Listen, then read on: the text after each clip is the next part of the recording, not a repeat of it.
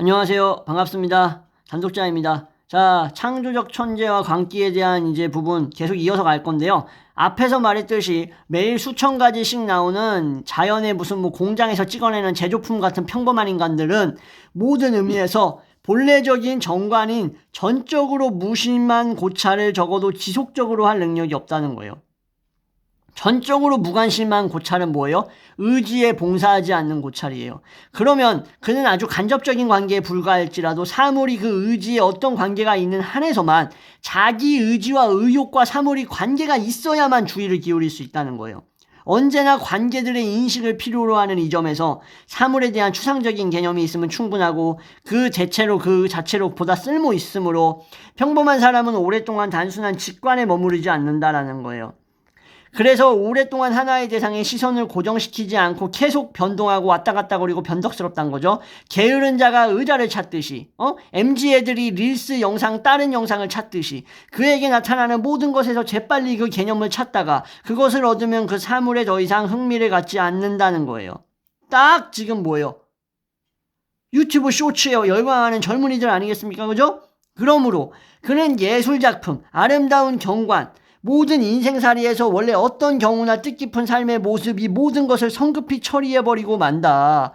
하지만 그는 머무르지 않고 삶에서 자신의 길만 찾을 뿐이며 경우에 따라서는 어느샌가 자신의 길이 될 수 있는 것, 즉 가장 넓은 의미에서 지형을 측량하는 메모와 같은 것이며 어떤 것이라도 상관없다. 즉 그는 인생의 고찰의 시간을 낭비하지 않는다는 거예요. 그래서 안타깝다는 거겠죠. 이와는 달리 천재는 어떻다? 인생을 고찰하는데 시간을 마구 낭비해요. 왜 낭비해? 인식력이 월등하기 때문에. 의지에 봉사하는 것에서 벗어나는 거야. 내가 배고파야지만 저거를 바라보는 게 아니야. 배가 안 고파도 생각을 하려고 하는 거야. 그러면서 인생 자체를 고찰하는데 시간을 보내고 다른 사물에 대한 관계를 벗어나서 사물의 이념을 고찰하려고 노력한다는 거예요. 그 바람에 그는 자주 인생에서 자신의 길에 고찰을 소홀히 하게 되고 실생활에 서투르다라는 거죠. 단독자가 실생활에 좀 많이 서투르죠. 평범한 사람에게는 그의 인식 능력이 자신의 길을 비추어주는 등불이지만 천재에게는 어떻다는 거예요. 그의 인식 능력이 세상을 환히 밝히는 태양이다 라고 얘기합니다. 인생을 바라보는 이 상이한 방식은 심지어 양자의 외모에도 나타난다. 저는 이거는 이제 반은 맞고 반은 틀리다고 보는 게 뭐냐면 여러분들 이제 외모를 보면요. 어떤 삶을 살았는지 어떻게 세상을 바라보는지가 드러납니다. 진짜로요. 우리는 자연이 수백만의 무수한 사람들 중 이따금씩 산출해내는 아주 극소수의 천재적 두뇌를 가진 사람들의 초상화를 보면은 얼굴 보면 알 수 있듯이 천재적 창조력이 살아서 작용하는 사람의 눈초리는 어때요? 생기가 있다라는 거예요. 관조의 성격을 지니고 있다라는 거예요. 그래서 쉽게 볼 수 있다는 거예요. 근데 반면 평범한 애들의 눈초리는 얼빠지거나 멍청한 모습이다라는 거죠. 그죠? 그렇지 않다고 하더라도 관조와는 정반대로 막 엿보는 듯한 막 욕망에 휘두르는 듯한 모습이 나타난다. 그에 따라 어떤 사람의 천재적 표정은 의욕보다는 인식작용이 결정적으로 우위에 있음이 드러난다라는 거죠. 그래서 의욕과 아무 관계없는 인식작용, 즉 순수 직관이자 순수 인식작용이 거기에 표현된다는 점에 본질이 있다는 거예요. 반면 평범한 사람들은 어때요? 대부분의 경우에는 의욕이 우세하다. 인식작용은 언제나 의욕의 자극을 받아야만 활동한다. 그러니까 그런 순수한 인식작용이 잘 안 일어나는 거예요. 미안한 얘기지만 그래서 의욕의 자극을 받아야 돼. 배고플 때, 꼴릴 때, 졸릴 때만 그냥 뭔가 인식이 일어나는 거야. 그래가지고 단지 동기에 의해서만 움직일 뿐 동기가 없으면 움직이지 않는 거죠. 천재의 인식 또는 이념의 인식은 근거율에 따르지 않는다는 거 정말 중요합니다. 뭐예요? 인과에 따르지 않는 인식이지만 반면 근거율에 따르는 인식은 실생활에서 현명하고 분별 있게 행동하고 여러 학문을 성립시키기 때문에 천재적인 사람들에게는 평범한 사람들의 인식 방식을 소홀히 한 결과 어떻게 해요? 결함이 나타나요. 저 보세요. 결함이 있어요. 천재적인 사람들은 사회성 떨어진다고 얘기해요. 왜 그러냐? 바로 이런 것 때문이다. 그렇지만 이 경우 내가 이 점에서 말하려는 것은 천재적인 인식 방법으로 실제로 일을 진행하는 한 또는 그러는 동안에만 해당되는 것이지 천재적인 삶의 모든 순간에 그렇다고 할 수 없는 제한이 있음을 유의할 필요가 있다. 의지에서 벗어나 이념을 파악하기 위해서는 자연 발생적이기는 해도 어떻다. 커다란 긴장이 필요하다라는 거예요. 긴장. 그래서 느슨해져가지고 큰 간격이 생겨나므로 간격이 있는 한에서는 장점과 결점의 면에서 볼 때 평범한 사람들과 별 차이가 없다. 이 때문에 옛날부터 사람들은 천재의 작용을 영감, 인스파이어레이션으로만 보았는데 명칭 자체가 나타내는 것처럼 개인 자체와는 상이한 주기적으로만 천재에게 주어지는 어떤 초인간적 존재 작용으로 보았다라고 얘기를 하죠. 천재적인 개인들이 근거율의 내용에 주목하기 싫어한다라는 것은 시공간에서 인과에 따라 일어나는 것에 별로 주목하기 싫어하는 것은 먼저 왜 그렇다? 존재의 뭐예요? 존재의 근거와 관련해서 볼 때 수학에 대한 혐오로 나타날 것이다 라고 얘기를 합니다. 이것도 재밌는 부분이죠. 근거율에 대한 것에서 좀 벗어나려고 한다는 것. 수학의 고찰은 어떻다는 거예요? 현상의 가장 보편적 형식들인 공간과 시간성에 대한 고찰이라는 건데 이 형식은 그 자체로 뭐예요? 시공간이 근거율의 형태잖아요. 그죠? 그러므로 모든 관계를 도외시하고 현상의 내용만, 즉 현상 속에서 나타나는 이념만을 추구하는 고찰과는 전혀 다른 거죠. 그래서 그것 말고도 논리적인 취급 방식은 본래 통찰을 가로막아 가지고 이래서 저래서 이게 이래서 저래서 이렇게 나타나야 된다라는 것들은 이를 충족시킬 수가 없고 인식의 근거율에 따라 추리의 단순한 연쇄만을 나타내면서 말하자면 증거로서 원용하는 이전의 모든 명제들을 잊어버리지 않기 위해서 정신력 중에서 기억력, 메모리를 가장 많이 요구하기 때문에 수학의 논리적 취급 방식은 천재의 마음에 들지 않을 것이다 라고 얘기하면서 또 반은 맞고 또 반은 틀린 얘기를 합니다. 사실상 근데 블레즈 파스칼 같은 사람들 진짜 천재인데 수학자였잖아요. 그죠? 그러니까. 근데 일반적으로 또 이런 측면이 있다라고 생각을 하면 될 것 같습니다. 우리가 이걸 보면서. 또한 경험상으로도 예술의 위대한 천재들은 수학의 능력이 없다는 사실이 확인된다. 이런 경우 많아요. 이런 경우 진짜 있습니다. 수학과 예술에서 동시에 커다란 두각을 드러내는 사람은 아무도 없다. 아무도 없진 않지. 있지. 알피에리는 심지어 유클리드의 제4정리조차 결코 이해할 수 없다고 이야기한다. 괴테는 그의 색채론에서 무분별한 반대자들로부터 수학적 지식이 부족하다는 비난을 받았다. 물론 계산하고 측정하는 것이 아니라 원인과 결과의 직접적인 지속 인식이 중요한 색채론에서는 비난은 엉뚱하고 부적절했다 하면서 괴테를 옹호하고 있죠. 괴테를 좋아했으니까 쇼펜하우어도 그들이 한다는 미다스의 말들처럼 이로써 그들의 판단력이 전적으로 결여되어 있음이 백일하에 드러나고 말았다. 괴테의 색채론이 나온 지 근 반세기가 지나 오늘날 심지어 독일에서도 아이작 뉴턴의 허튼 소리가 보란듯이 강단을 지배하고 있고 7가지 동질의 빛과 그것들의 각기 다른 굴절성이 아주 진지하게 논의되고 있는 것은 장차 인류 일반과 특히 독일인의 커다란 지적 특성의 하나로 거론될 것이다. 반대로 탁월한 수학자들이 예술작품에 대한 감수성이 그닥 없다라는 것도 앞서 언급한 이유로 설명된다. 이런 경우도 좀 많은 편이죠. 그죠? 프랑스의 수학자의 유명한 일화에서 특히 순진하게 드러난다라고 얘기를 합니다.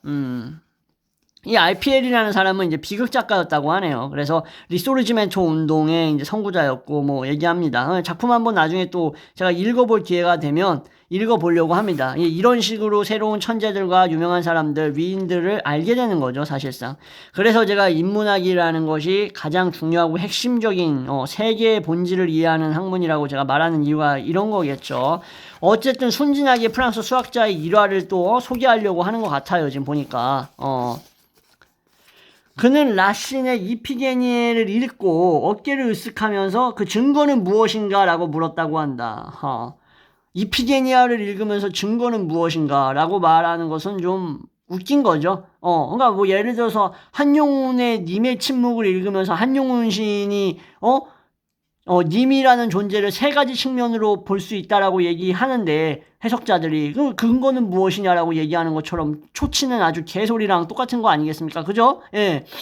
게다가 인과율이나 동기화의 법칙에 따라서 여러 관계를 날카롭게 파악하는 것이 본래 현명함의 척도지만 천재적 인식은 어떻다? 관계지향적이지 않다라는 거죠. 그러므로 현명한 사람은 현명한 한, 또 현명한 동안은 천재일 수 없고 천재가 천재인 한, 천재인 동안은 현명하지 않을 것이다. 결국 이념을 자신의 영역 내에 두고 있는 직관적 인식은 대체로 인식작용의 근거율에 인도되는 이성적 내지는 추상적 인식과 어떻다? 반대편에 있다. 또한 다 알다시피 위대한 천재에게 이성이 주도적인 경우가 드물고 오히려 반대로 충동과 격한 정동, 비이성적인 열정이 사로잡혀져 있는 것이 많다라는 거죠. 그죠?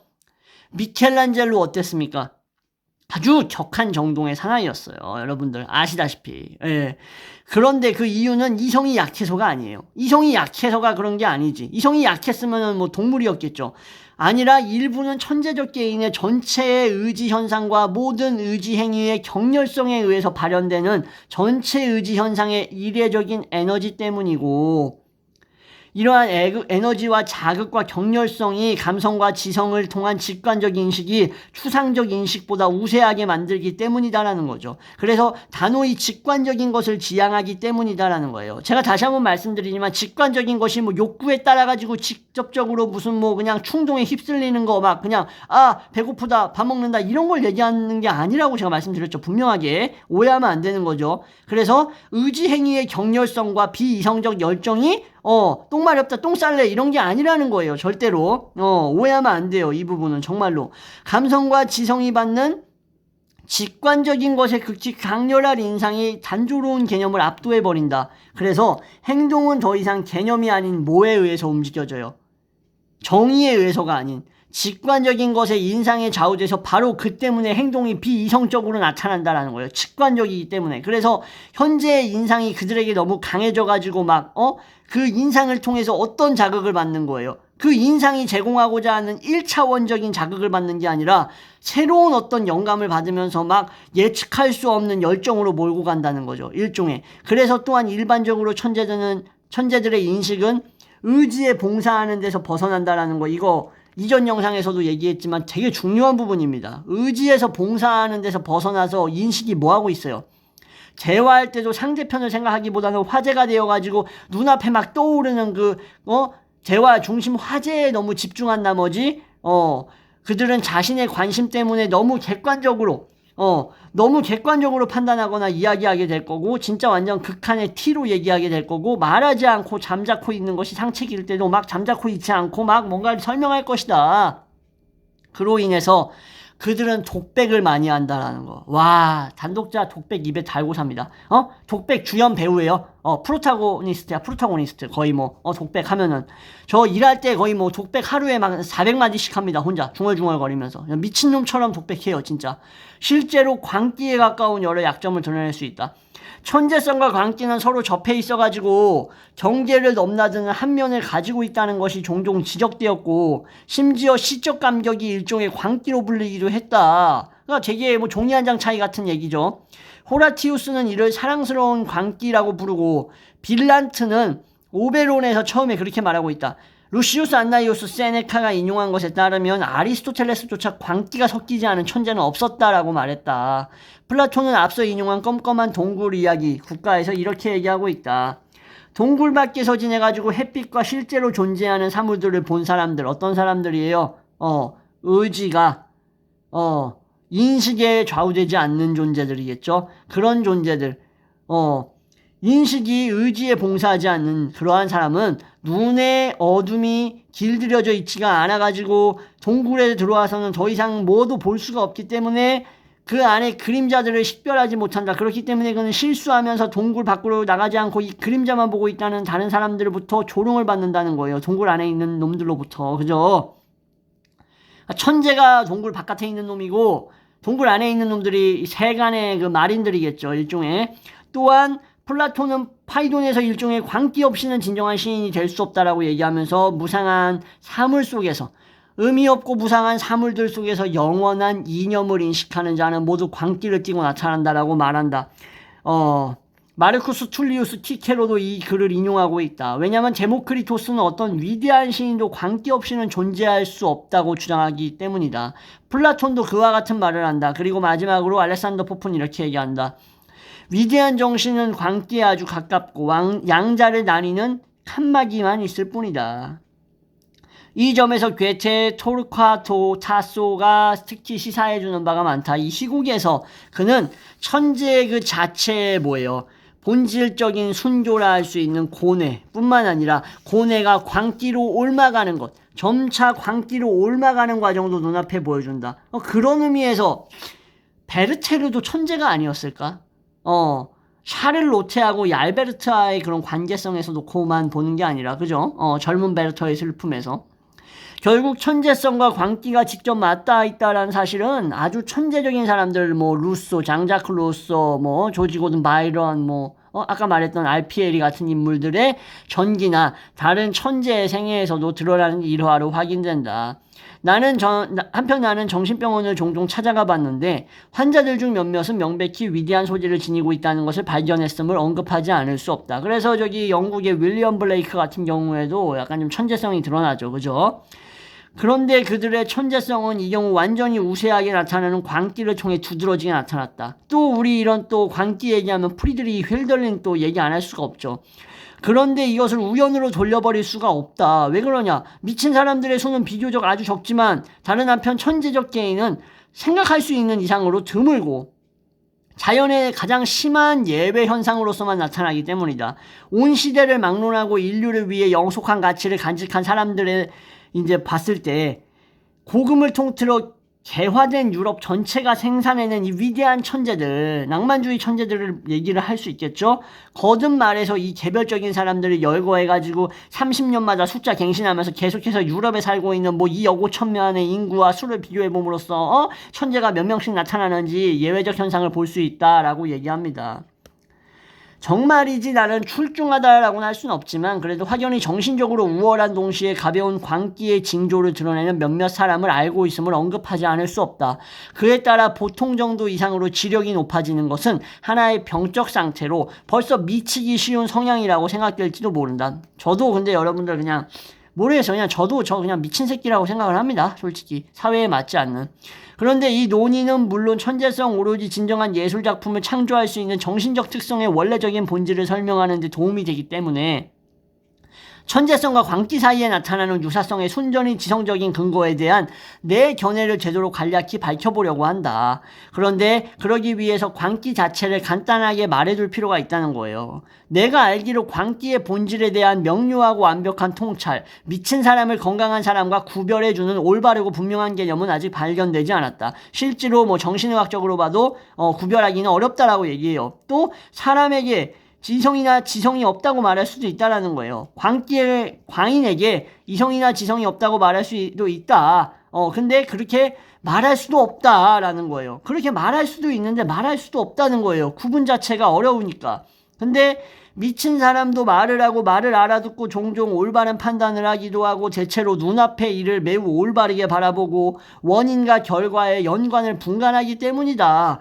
환영은 고열로 인한 환각과 마찬가지로 광기의 일반적인 징후가 아니다라고 중요하게 얘기하네요. 환영은 고열로 인해 나타나는 환각처럼 광기의 징후라고 볼 수 없다는 거예요. 정신착란은 직관을 그르치게 만들고 광기는 뭐예요? 사고를 그르치게 만든다는 거예요. 생각을 그르치게 만든다. 말하자면 미친 사람은 대체로 직접 현재적인 것을 인식할 때는 틀리지 않지만 횡설수설은 언제나 현재 존재하지 않는 것과 관계가 있다라는 거예요. 그 사람들의 횡설수설은. 그로 인해 이것이 현재적인 것과의 결합에만 관련된다. 횡설수설하고 존재하지 않는 것, 과거의 것들에 대해서 횡설수설하는 것들이 과거의 것에서 끝나야 되는데 현재적인 지금 자기가 놓여져 있는 상황하고 결합되기 때문에 미쳤다는 소리를 듣는다는 거예요. 그래서 그 때문에 나로서는 이들의 병이 특히 기억과 관련된 것이라고 생각된다. 많은 사람이 많은 것을 암기하고 있고 때로는 오랫동안 보지 못한 사람도 알아보는 것으로 봐서 이들에게 기억력이 없는 건 아닌데 오히려 기억의 실마리가 끊어져 버려서 기억들과의 연관성이 없어지고 일정한 연관을 유지하면서 과거를 살려낼 수 없다는 말이 아닐까 싶다. 과거의 개별적인 장면은 현재의 개별적인 일처럼 하나하나는 기억되지만 그들이 되살린 기억에는 빈틈이 있다. 이 빈틈을 광기는 허구로 채운다는 거예요.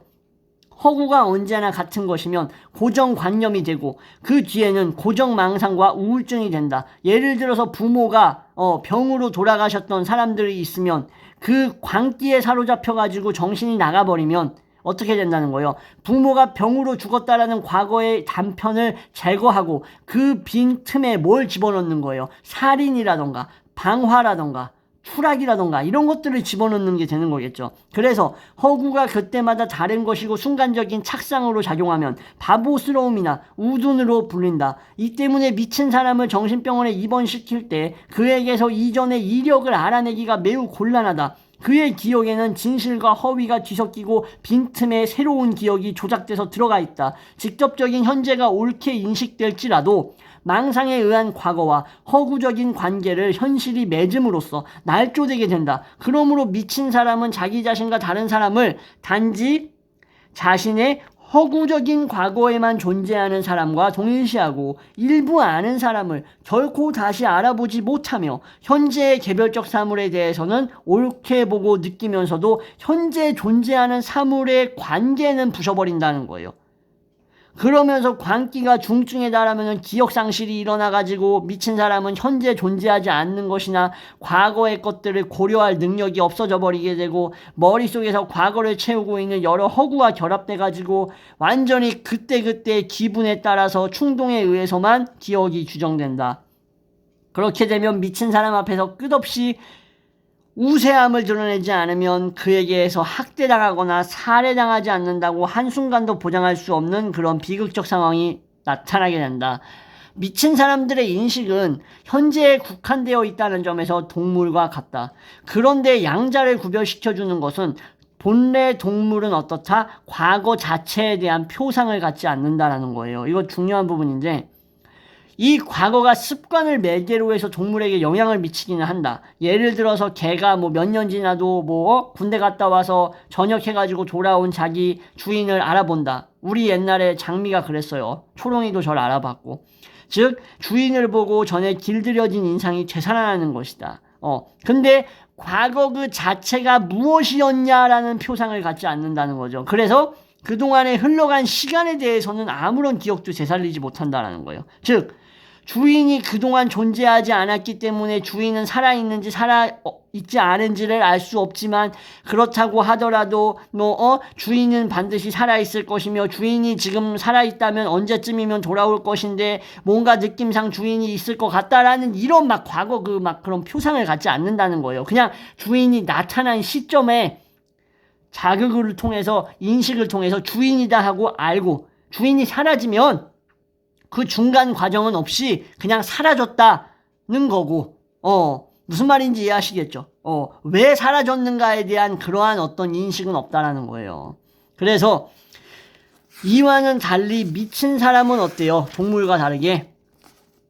이 미친 사람은 자신의 이성에서 추상적인 과거도 늘 갖고 있어. 사랑하는 연인에 의해서 버림받았는데 그녀가 날 버린 것이 나의 바람이었던 것 같아. 근데 사실 바람이 아니었던 거야. 사실 나의 폭력 때문이었던 거야. 어쨌든 그런 추상적인 이러한 과거를 늘 갖고 다닌다. 근데 그 과거는 그에게만 존재해. 그 여자에게는 실질적으로 폭력이고 강간이고 바람이고 존재하지 않아. 어느 때나 혹은 지금 바로 여기에만 존재하는 허구적인 과거다. 왜? 관계성을 통해서 재구성된 거니까. 그런데 이 허구적인 과거의 영향은 동물에게도 가능한 올바로 인식된 현재의 사용도 방해한다. 그래서 인간은 격한 정신적 고뇌, 뜻하지 않은 사건으로 미쳐버리는 일이 종종 있는데 나는 이를 다음과 같이 설명한다. 모든 고뇌는 언제나 실제적인 사건으로서 현재에 국한되어 있다. 고뇌하고 있는 게 뭐예요? 현재잖아요. 일시적인 것에 지나지 않으며 그런 한에 여전히 그런 한에서는 과하게 곤란한 문제는 아니다. 고뇌가 영속적이고 지속적인 고통이 되는 한에서 비로소 지나치게 커다란 문제가 된다. 허나 그 고뇌는 그 자체로서 하나의 사상일 뿐이며 그 때문에 고뇌는 기억 속에 들어있다. 그런데 마음의 아픔과 고통스러운 지식 또는 추억이 너무 고통스러워 견딜 수 없어가지고 결국 무뎌지게 돼버리면 그렇게 번민하던 사람은 삶의 마지막 구원 수단으로서 광기에 호소한다. 너무 이게 고통스럽고 마음이 아프고 추억이 그렇게 돼서 이제 견딜 수 없어서 무너져 버리면 미쳐버린다는 거죠. 그런 경우 많죠. 우리 리어 왕 같은 경우, 그죠? 셰익스피어 희곡에, 그죠? 오피리어라든가. 이런데 이렇게 너무나 큰 고통에 시달린 정신은 기억의 실마리를 끊어버리려고 하고 허구로 빈틈을 채우며 자신의 힘으로 감당할 수 없는 정신적 고통에서 광기를 향해 도피한다. 이것은 회저에 걸린 수족을 절단해가지고 의족으로 갈아끼는 것과 같다. 신뢰로 미쳐버리는 리어 왕 오피리아 보면 알 수 있을 것이다. 일반적으로 알려진 인물로서 여기서 증거로 끌어들일 수 있는 진정한 천재인 셰익스피어가 만들어낸 이 두 인물은 진실성이라는 면에서 현실의 인물과 동일시할 수 있고 빈번히 나타나는 실제 경험도 이와 아주 똑같기 때문이다. 우리 모두는 고통스러운 기억이 불현듯 떠오를 때 기계적으로 그러듯이 뭔가 큰 소리를 지른다거나 몸을 움직여가지고 기억을 쫓아내고 관심을 다른 데로 돌리며 억지로나마 생각을 분산시키려 하는 일이 종종 있죠. 그죠? 이것은 고통에서 광기로 넘어가는 과정과 닮은 점이 있다. 그런데 앞서 말한 것처럼 미친 사람도 개별적인 현재의 일이나 과거의 여러 가지 일도 올바르게 인식하긴 하지만 그 연관이라던가 현재와의 관계를 오인해가지고 잘못 저지르거나 빈틈에 이상한 기억이 삽입돼가지고 헛소리를 한다. 이것이야말로 천재와 미친 사람이 맞닿아 있는 점이다 라고 얘기해요. 천재는 뭐예요? 지금 당장 의욕에 휩쓸려가지고 욕구에 휩싸여가지고 사물과의 관계만 따지면서 쇼츠 릴스만 계속 보고 앉아있지 않고 뭐 한다고? 사물의 관계성에서 벗어나서 근거율에서 벗어나서 이념만 보고 찾으며 직관적으로 나타나는 원래 본질을 파악하기 위해서 근거율, 시공간 원인에 따르는 관계에 대한 인식을 갖다 버려버리므로 그러므로 하나의 사물이 전체의 무리를 대변한다는 점에서 괴테가 말하듯 하나의 사례가 수천 개의 경우를 보여준다는 것을 천재는 알고 있다라는 거죠. 그것을 적용한다는 거죠. 자기 인식을 통해. 그래서 천재도 사물의 연관에 대한 인식을 등한시해 연관성, 관계, 지금, 욕구에 의한 관계를 등한시하기 때문이다. 그래서 그가 정관하는 개별적 대상이나 그에 의해 지나치게 생생하게 표현된 현재가 너무 환하게 빛에 비춰가지고 나타난다는 거예요. 지나치게 생생하게 파악된 현재는 어떤 현재다? 내 욕구에 의한 현재다? 아니다. 내 의욕에 의한 현재야? 아니에요. 어떤 현재예요? 관계성에서 벗어난 직관, 순수 직관에 의해서 비추어지는 빛에 의한 현재이므로 말하자면 대상이나 현재가 속해 있는 연세의 이런 다발에서 벗어난 개별적 부분이 어둠 속에서 완전히 이러한 물러나 버리는 것처럼 드러난다는 거죠. 여러 지엽적 관계가 어둠 속으로 물러난다라고 보시면 돼요. 바로 그래서 전부터 광기와 비슷하다라고 인식된 현상이 천재에게 나타난다. 그래서 창조적 천재와 광기의 어떤 유사한 인식 현상이 보인다.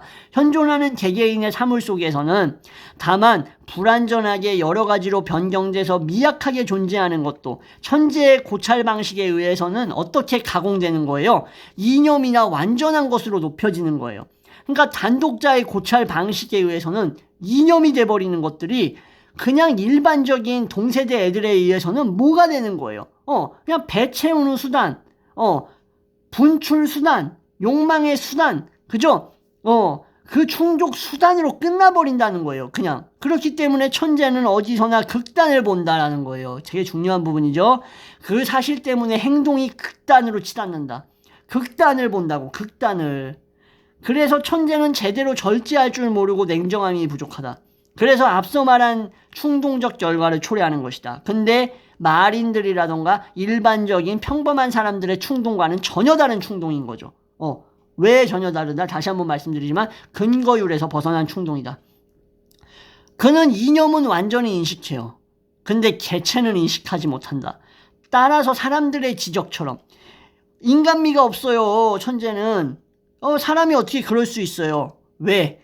난 너희가 처해져 있는 개별적 상황과 그런 현상체들에 집중하지 않기 때문에, 뭐에 집중하기 때문에 관계의 망을 잘라내고 그 개별적인 것들을 벗어나서 안에 들어있는 하나의 입자 속에 있는 우주를 바라보려고 하기 때문에 냉정해 보이기도 하고 공감 능력이 떨어져 보이는 것 같기도 하고 인식 능력이 남다른 것 같기도 하고 말이 안 통하는 것 같기도 하다라는 거예요. 시인이란 인간은 철저히 깊게 인식할 줄 알지만 시인이라는 인간은 철저히 깊게 인식할 줄 안다라는 거예요. 사람을 근데 이해하는 데는 서투르다. 누가? 천재들이, 시인들이. 그죠? 그래서 그는 속기 쉽고 교활한 인간들, 세속적인 인간들, 너무 현실적인 인간들, 기회주의자들, 오퍼튜니스트들한테 농락당하기 쉽다라고 얘기하면서 이 장을 마무리합니다. 자, 여러분들 이 두 편에 걸친 영상 보시면서 어땠습니까? 진짜 천재가 왜 불행할 수밖에 없는가? 왜 남다를 수밖에 없는가? 왜 소통이 안 되는가? 왜 말이 안 통하는가? 왜 미친 사람처럼 보이는가가 바로 평범한 사람들의 눈에서는 이해가 안 될 수밖에 없겠죠, 당연히. 그리고 멀리할 수밖에 없겠죠, 천재들을. 또라이처럼 보이니까. 근데 그들은 다시 한번 말씀드리지만 근거율에 의해서 직관하지 않는다는 거예요. 이게 핵심입니다. 근거율에 따라 직관하지 않는다는 거. 자, 이렇게 해서 영상 마무리하겠습니다. 이 거의 뭐 정장 1시간 동안 진행된 이 영상 여러분들에게 또 새로운 영감이 되었으면 합니다. 자, 이상 마치겠습니다. 감사합니다.